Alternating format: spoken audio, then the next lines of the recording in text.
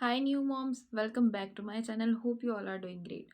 आज की वीडियो में मैं आपके साथ कुछ चीज़ें शेयर करूंगी जो एज अ न्यू मदर आपके पास होनी बहुत ज़रूरी है। If you are a new mom और a mom to be, video को एंड तक देखना, बहुत इन्फॉर्मेटिव होने वाली। सबसे पहला बच्चों का सबसे बड़ा इशू होता है उन्हें रैशेस का मसला बहुत जल्दी हो जाता है, क्योंकि डायपर्स उनको पूरा पूरा दिन पूरी पूरी रात लगे रहते हैं। तो रैशेज़ बहुत कॉमन चीज़ है।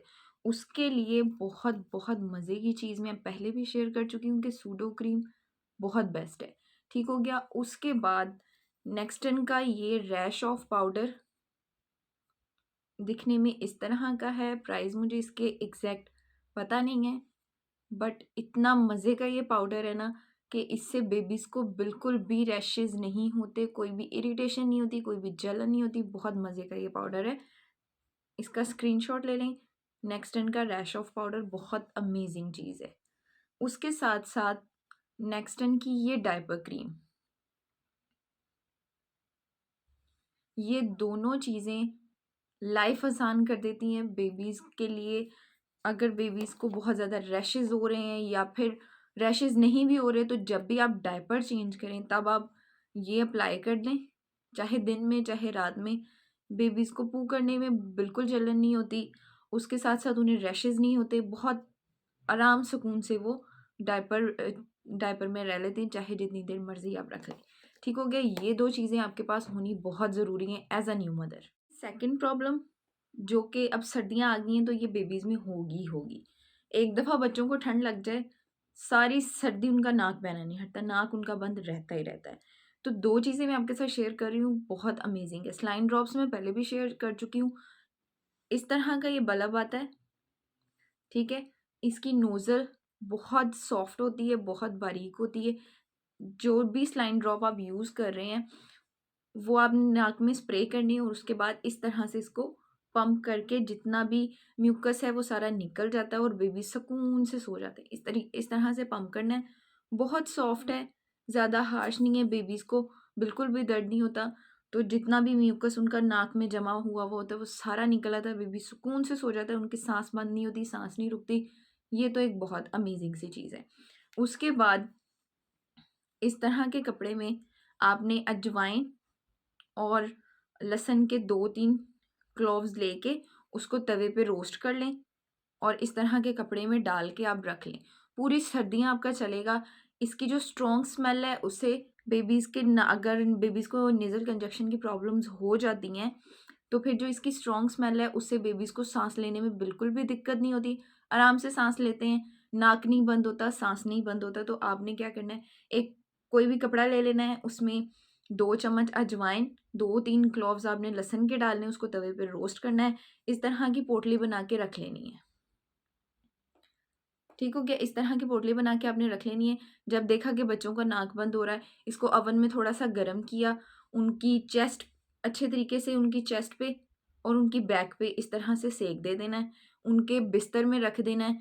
इसकी जो मतलब थोड़ा सा मुंह से अवॉइड करके, इसकी जो स्ट्रॉन्ग स्मेल होती है उससे बेबीज को सांस लेने में बहुत आसानी होती है। अदरवाइज बेबी विक्स तो है ही है। ये चीज़ आपके पास होना सर्दियों में बहुत ज़रूरी है। जब से मैं यूज़ कर रही हूँ ना, मज़ा आ रहा है यूज़ करने में। ठीक हो गया। ये दो चीज़ें भी होनी बहुत इंपॉर्टेंट है। फिर उसके बाद बारी आती है कि जब हम डायपर बच्चों के चेंज करते हैं तो बेडशीट्स गंदी होती हैं, या फिर जिस भी अगर बाहर कहीं जा रहे हैं तो जहाँ भी हम जिस जगह पे लिटा रहे हैं वो जगह या तो गंदी होती है या वो गंदी होने का डर होता है। ठीक हो गया। तो आपके पास डिग्निटी शीट्स होनी बहुत ज़रूरी है। डिग्निटी शीट्स बच्चों के डायपर चेंजिंग के लिए आप नीचे बिछा के ऊपर आप उनके डायपर चेंज कर दो। बिल्कुल भी मेस क्रिएट नहीं होगा, बिल्कुल भी बेड आपका गंदा नहीं होगा। डिस्पोजेबल भी आती है, किसी भी मेडिकल स्टोर से आप ले सकते हो, या इस तरह की 400-500 में आपको मिल जाएंगी। बहुत सॉफ्ट होती हैं।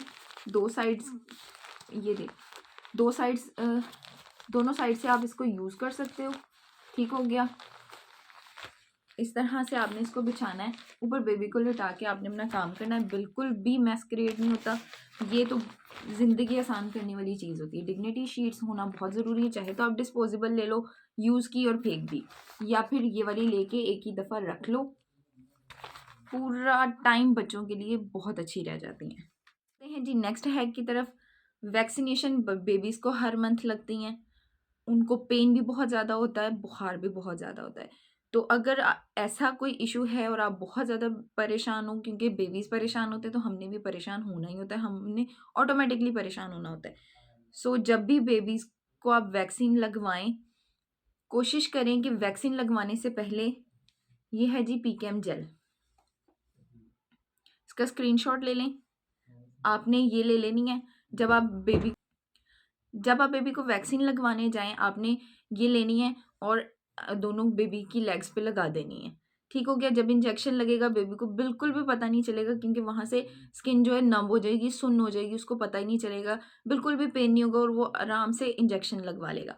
और उसके बाद हर 2 घंटे बाद, हर 2 से 3 घंटे बाद आपने इसको अप्लाई करते रहना है, ताकि उसको दर्द ना हो, उसको तकलीफ ना हो।